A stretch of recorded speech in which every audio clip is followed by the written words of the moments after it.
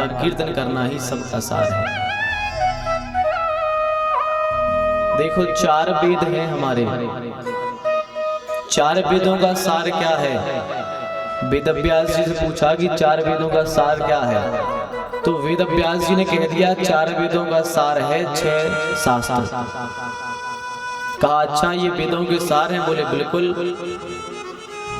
तो किसी ने पूछा कि 6 शास्त्रों का सार क्या है, तो व्यास जी ने कह दिया 6 शास्त्रों का सार है 17 पुराण। 6 वेदों के सार कौन है? 17 पुराण। फिर व्यास जी से पूछा कि 17 पुराणों का सार क्या है? यदि हम 17 पुराण ना पढ़े और कोई सार मिल जाए तो क्या है? तो वेद व्यास जी कहते हैं 17 पुराणों का सार है श्रीमद् भागवत महापुराण। यह 17 पुराणों का सार है।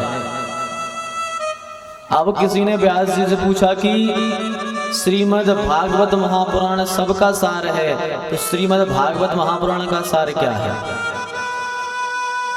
भागवत का सार क्या है? तो व्यास जी कहते हैं, व्यास जी ने भागवत जी का जो अंतिम श्लोक है 18,000वां श्लोक है जो, उसमें समस्त भागवत का सार लिख करके रख दिया है। व्यास जी ने क्या बताया है भागवत का सार?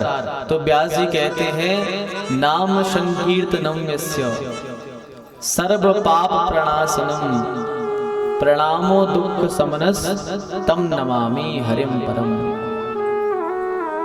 नाम संकीर्तनम यस्य, व्यास जी कहते हैं श्रीमद् भागवत महापुराण का सार है भगवान का कीर्तन, भगवान का नाम, भगवान की लीला, भगवान का रूप, यही समस्त साधनों का सार है। बड़े बड़े साधन होते हैं, यज्ञ अनुष्ठान, पर उन सबका भी सार केवल भगवान का नाम है। जब हम जान रहे हैं कि सबका सार भगवान का नाम है, तो फिर निश्चित भगवान का नाम लो। पर विडंबना यह है कि हम सब जानते तो हैं पर मानते नहीं हैं। जानते तो हर व्यक्ति है। आज के समय में कथा की भी आवश्यकताएं नहीं है भैया। कथाएं हो रही हैं पर कथाओं की आवश्यकता नहीं है। कथाएं क्यों होती हैं? कथाएं ज्ञान देने को होती हैं, ज्ञान देने के लिए होती हैं कथाएं। पर आजकल हर व्यक्ति ज्ञानी है। आप किसी से भी अभी कुछ पूछ लो, आपको 10 बातें अपने आप सुना देगा। हर व्यक्ति ज्ञानी है। कोई से भी आप पूछ लो, जब लोग गांव में भी 5-6 लोग बैठते हैं तो वही यही चर्चाएं करते हैं, भैया भगवान का नाम ही सार है और कोई सार नहीं है। जब जाएंगे तो भगवान का नाम लेके जाएंगे और कुछ लेके जाने वाले नहीं हैं। माने लोग भी जानते हैं कि असली सार है क्या, पर दिक्कत यह बन गई कि कोई मानता नहीं है। बस जानते तो सब हैं, मानते कोई नहीं। इसलिए कहते हैं ज्ञानी तो सब हो सकते हैं, ज्ञान की बातें तो सब कर सकते हैं, वैराग्य की बातें तो सब कर सकते हैं, भजन की बातें सब कर सकते हैं, ध्यान की बातें सब कर सकते हैं, स्वाध्याय की बातें सब कर सकते हैं, धर्म की बातें सब कर सकते हैं, अध्यात्म की बातें सब कर सकते हैं, गृहस्थी की बातें सब कर सकते हैं, ब्रह्मचर्य की बातें सब कर सकते हैं, साधु महात्माओं की बातें सब कर सकते हैं। पर बात तो तब है कि तब आप ज्ञान की बातें ना करो, ज्ञान अपने अंदर भी उतार लो। केवल जानने से कुछ नहीं होगा, मानना भी पड़ेगा। कैसे मानना पड़ेगा? जैसे आप बीमार पड़ गए, किसी डॉक्टर ने कह दिया ये दवाई खा लो ठीक हो जाओगे।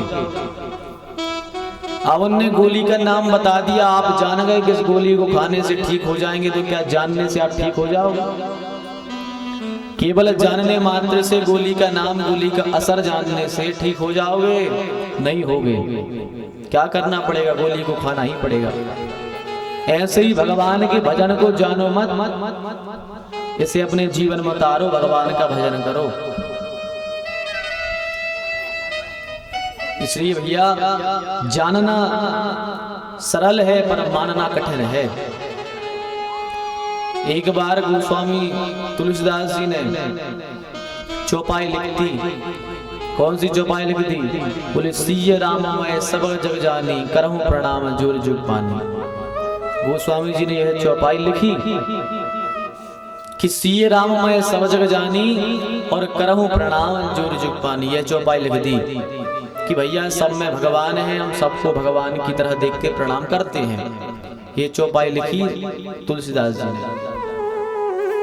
ये चौपाई चलते चलते कहां पहुंची? जहां पर मीरा जी रहती थी।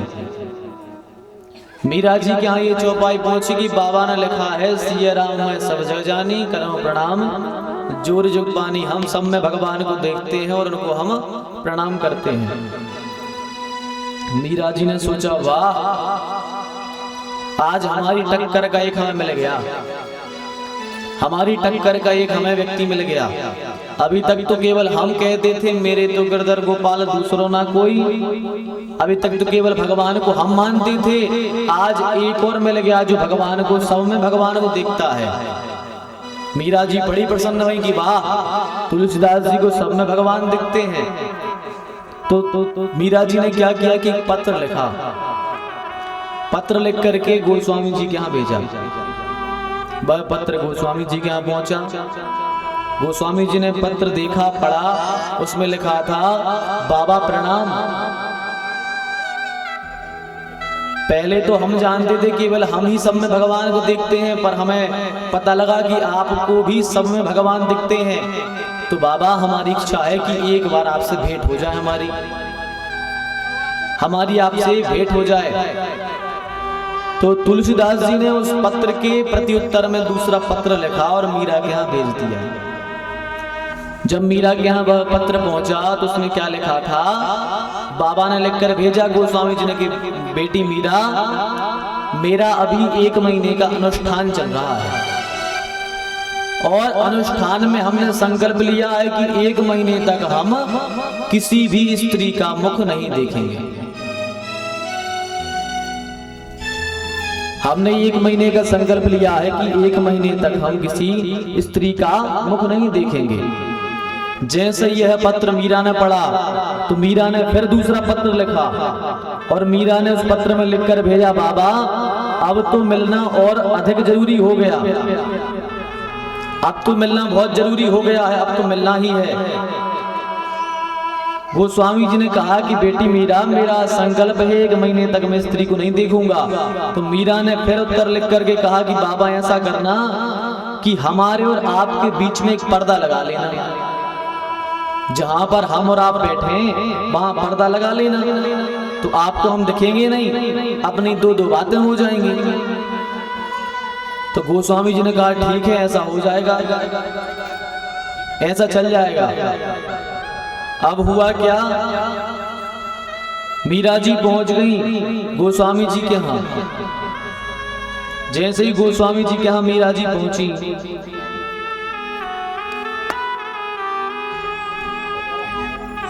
सामने एक पर्दा डाला गया। उस साइड गोस्वामी जी बैठे हैं और इस साइड पर्दे के मीरा जी बैठी हैं। मीरा ने कहा गोस्वामी जी प्रणाम। बाबा ने कहा आ गई मीरा बेटी, बताओ क्या बात करनी थी, इतने दिन से कह रही थी, बताओ क्या बात है। तो मीरा कहती है बाबा हमने सुना है कि आपने लिखा है सिय राम मैं सब जग जानी, करहूं प्रणाम जोर जुग पानी। आपने समस्त प्राणियों भगवान को देखते हो, ये आप ऐसा जानते हो? तो गोस्वामी जी ने कहा हाँ हम जान गए कि सब में भगवान है। गोस्वामी जी ने कहा कि भैया मीरा बेटी हम जान गए कि सब में भगवान है। तो मीरा बोली बाबा आप जान तो गए कि सब में भगवान है, पर आप ये मान नहीं रहे। बाबा ने कहा क्यों नहीं मान रहे? बोले बाबा यदि आप ये मान रहे होते कि सब में भगवान है तो ये स्त्री पुरुष का भेद कैसा? फिर कौन स्त्री है कौन पुरुष है जब सब में भगवान है? आपने फिर एक कैसा संकल्प लिया कि हम 1 महीने तक स्त्री को नहीं देखेंगे? माने आप जान तो रहे पर मान नहीं रहे। जब यह बात गोस्वामी जी ने सुनी, तत्काल पर्दा हटाया और मीरा के चरणों में प्रणाम किया और कहा बेटी मीरा हमें क्षमा करो, फिर गोस्वामी जी ने एक तुलसीदास जी ने दूसरी चौपाई लिखी, निज प्रभु मैं देखूं जगत किन सन करऊं विरोध। अरे सब संसार भगवान में है, अब हम किससे विरोध करें। तो जानने में और मानने में फर्क होता है। अरे हमें तो इंसान में इंसान नहीं दिखता, तो भगवान तो बहुत बड़ी बात है। आजकल लोगों को इंसान में इंसान नहीं दिखता,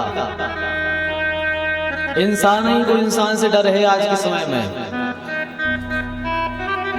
आजकल घर बनते हैं, पहले घर बनते थे तो घर के बाहर लिखा जाता था स्वागतम, फिर सुस्वागतम लिखा जाने लगा। थोड़ा अंग्रेजी समय आया तो लिखा जाने लगा वेलकम। थोड़ा और समय आगे बढ़ा तो क्या लिखा जाने लगा, आज के समय में क्या लिखा जाता है, आज के समय में लिखा जाता है कुत्तों से सावधान। घर के बाहर क्या लिखा रहता है, कुत्तों से सावधान। किसी ने पूछा भैया ये क्यों लिखा है कुत्तों से सावधान? बोले भैया हमारे घर में कुत्ते हैं, हमारे घर में कुत्ते हैं। तो बोले इंसानों से खतरा है, आज के समय में कुत्ते वफादार होते हैं, इंसानों से खतरा है। तो बताओ आज के समय में कुत्ते इंसानों की रक्षा कर रहे हैं, कुत्ते इंसानों की रक्षा कर रहे हैं, माने इंसान को भी इंसान की भरोसा नहीं बचा। तो उस घर में माने जब लिखा है कुत्ते सावधान, माने बोले कौन रहता? बोले कुत्ते ही रहते हैं घर में। जब तो कह रहे कुत्तों से सावधान, सब कुत्ते हैं।